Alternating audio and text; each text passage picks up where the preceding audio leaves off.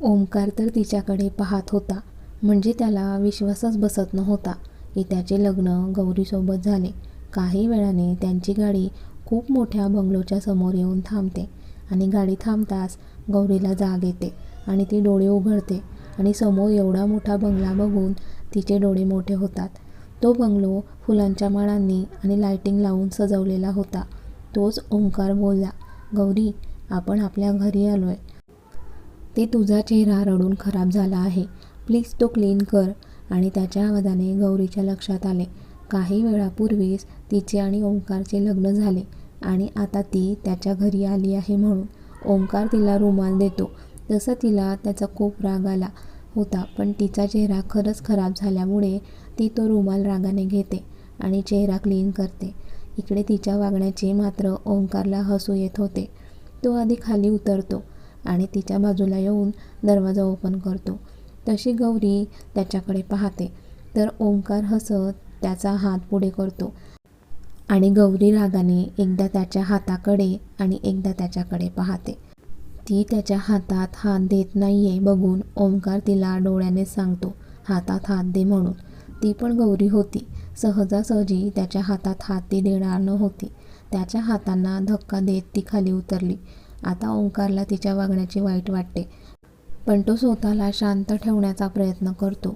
"तू माझ्या हातात हात देत नाही ना? मी पण ओंकार आहे. तुझा हात पकडल्याशिवाय आत जाणार नाही."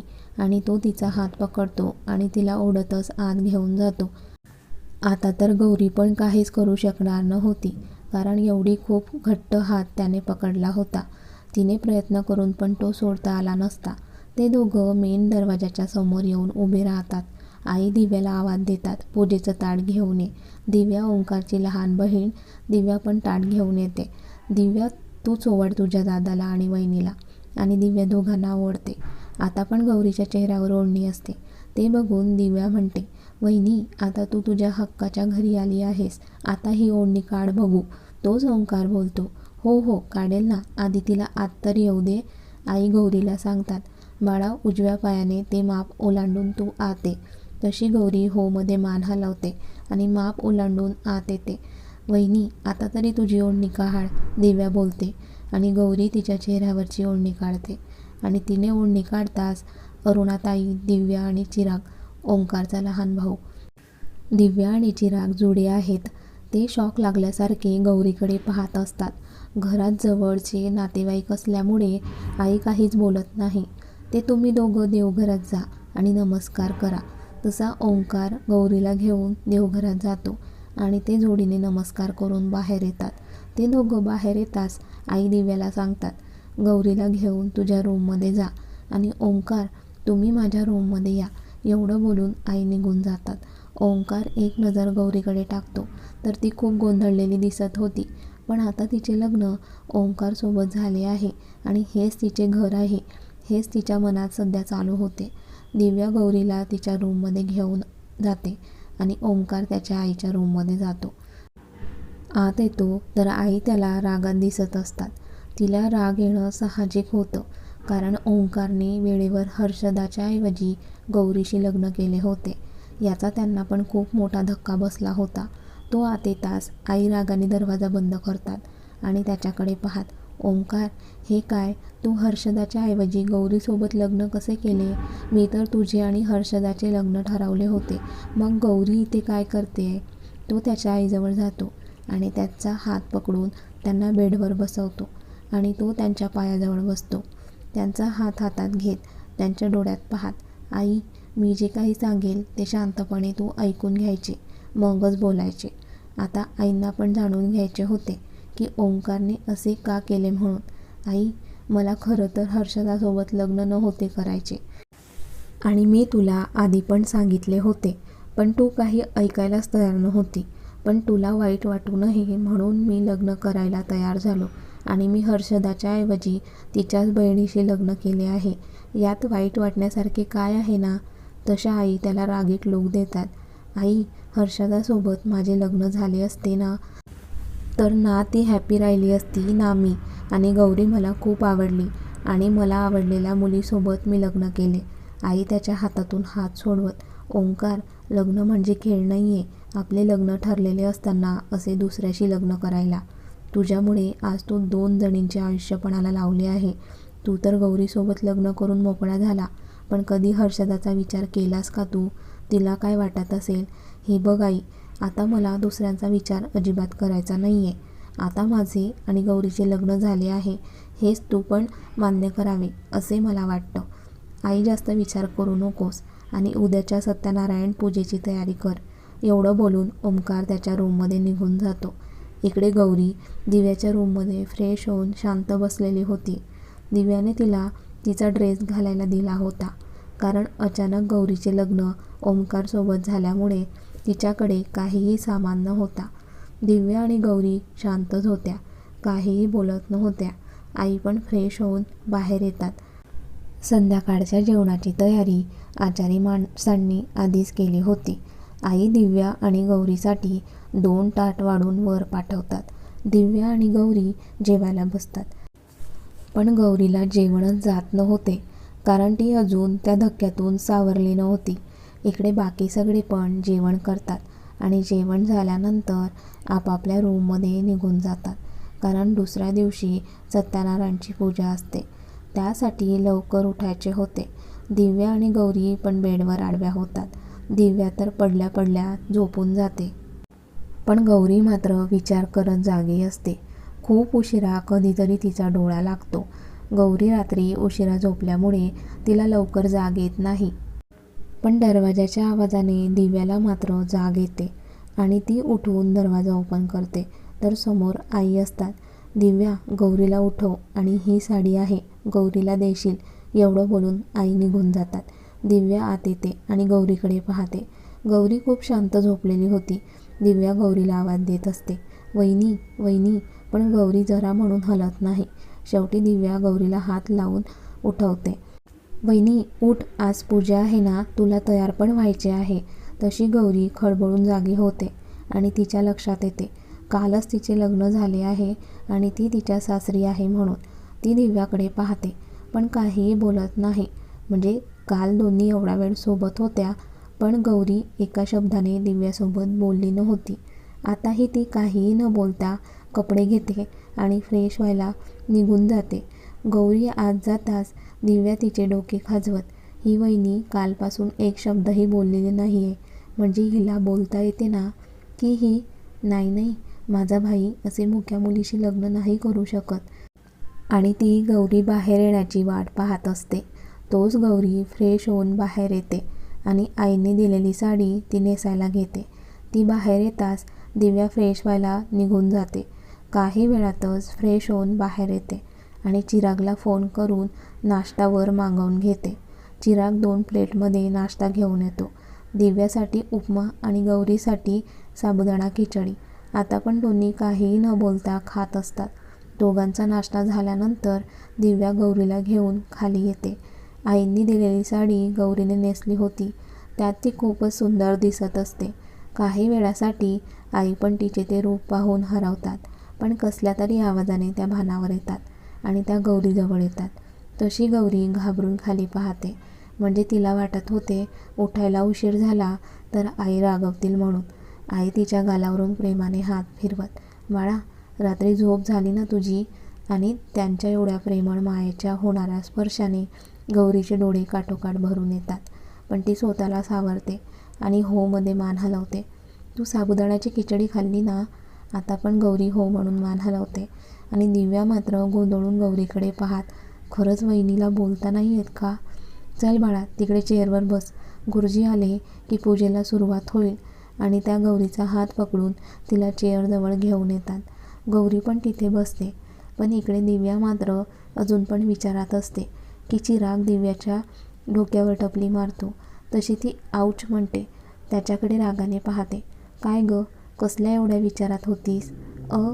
ते चिराग, मला असं वाटतं आपल्या भावाने ना अशी वहिनी आणली आहे की तिला बोलताच येत नाही.